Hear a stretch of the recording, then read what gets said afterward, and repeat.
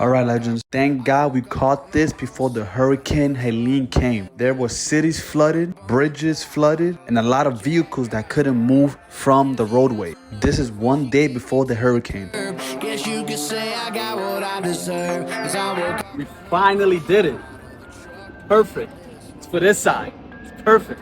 Today is day 27 of trying to get 10,000 followers. When I tell you, when trying to create your own window covers, this was definitely a huge process. But what's a challenge without a process? See, one thing is, I'll definitely thrive in the most difficult situations. Like seriously, who doesn't like to innovate? This was all for today, legends. Thanks for watching and make sure to follow. Side of the truck bed.